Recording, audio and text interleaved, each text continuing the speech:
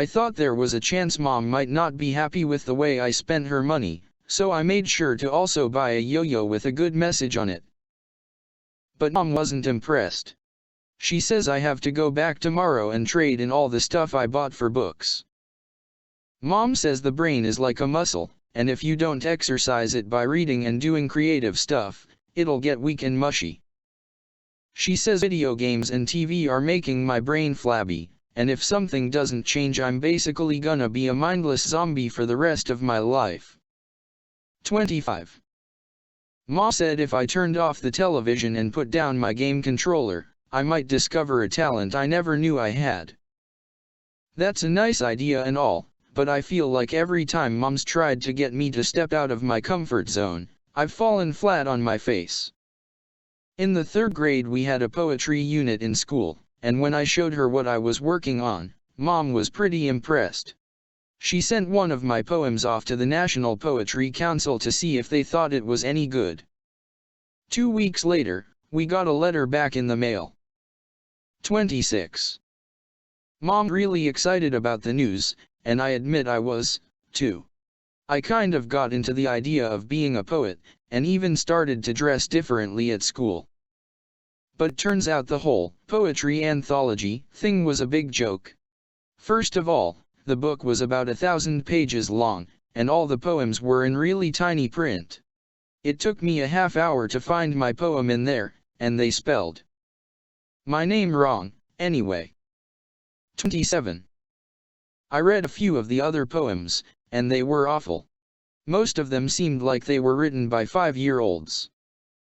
It was pretty obvious that anyone could have their poem included in this book, and the whole nation's best work thing was just a bunch of baloney.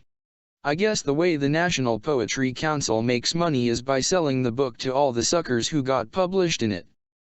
What I know for sure is, the Poetry Council made a lot of money off of us. Mom bought 10 copies to hand out to relatives, and the books were $80 a pop. 28. Plus, she bought a few extra copies for me, in case I wanted to give them to my kids one day.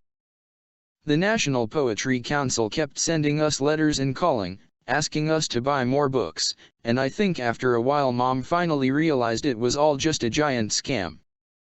My copies of the poetry anthology are in the laundry room, but at least they're being put to good use. Once Mom got it in her head that I was special, she wouldn't let it go. She even tried to get me into the talented and gifted program at school. 29.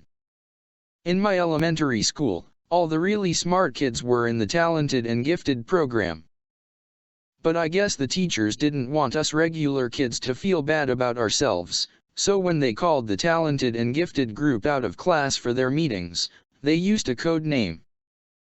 Mr. Halper was our janitor, and for a long time I thought the kids in Mr. Halper's helpers were just volunteers who wanted to give him a hand emptying the trash and stuff like that. 30.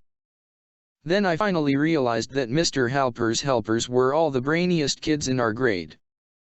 Mom thought I belonged in talented and gifted, so she tried to convince the school to let me in.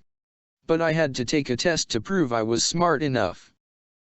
I don't remember everything on the test, but I do remember one of the questions. 31. Looking back, I guess I was supposed to write down something else Johnny was the best at. But I really didn't like this Johnny character, so I wrote something different. Even though I totally flunked the test, Mom was mad at the school because she thought I was smart enough to be in talented and gifted. But believe me, those kids are on a whole different level. I'm actually kind of grateful I didn't make the cut, because in middle school, kids like Alex Aruda have to stay inside during recess to do the teacher's tax returns. 32. I guess Mom felt pretty bad I didn't get into talented and gifted, but a few weeks later she told me some good news. She said I got picked by the school to be in a special club called the Champs that had secret meetings twice a week. Well, I was really excited about this Champs thing and was nervous when I went to my first secret meeting.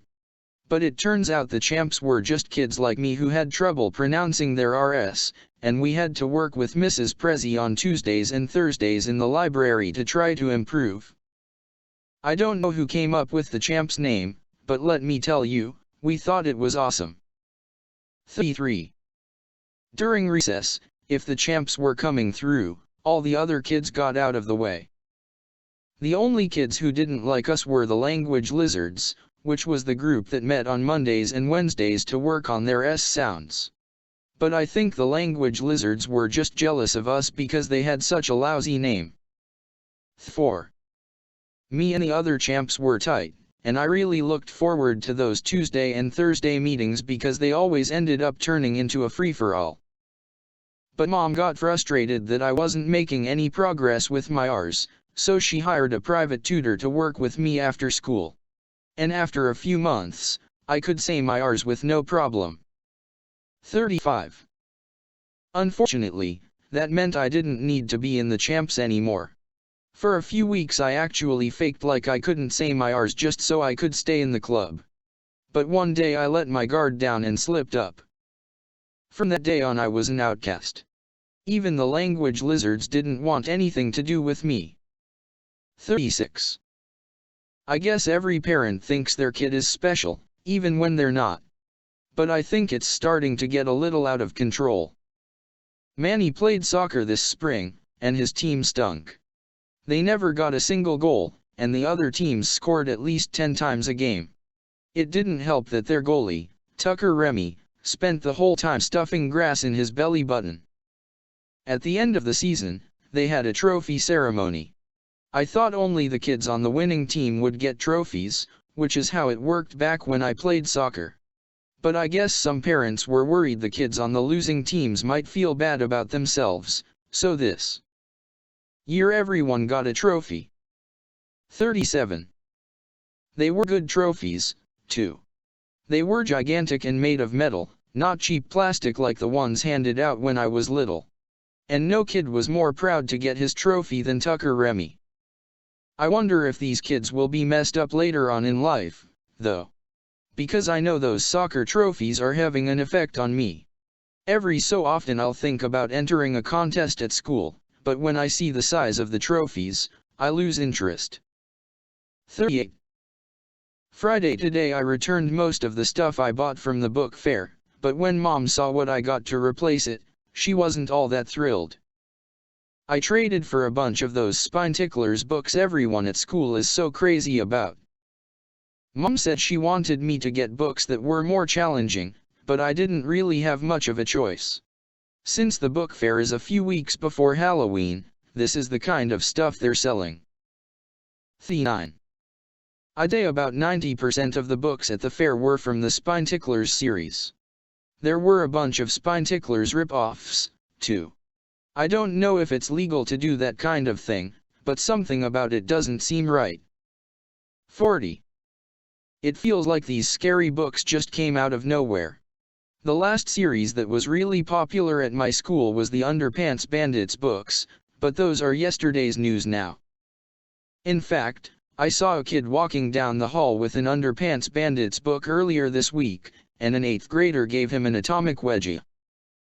I'm not usually a big fan of scary stories, because when I read them I end up having nightmares.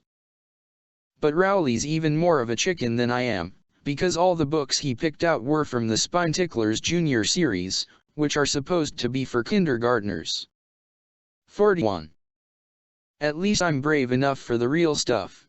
One of the books I bought is about this guy who gets frozen and then wakes up in the future. I thought it was just a bunch of science fiction, but Albert Sandy said he heard about this rich guy who's doing it for real. 42. Albert said he saw this news report about an old billionaire who's really sick, and he paid a ton of money to freeze himself. Then, in 100 years, he's gonna get unfrozen. He's betting that by then they'll know how to cure every disease and he can go on living forever. This freezing thing sounds like a great plan to me.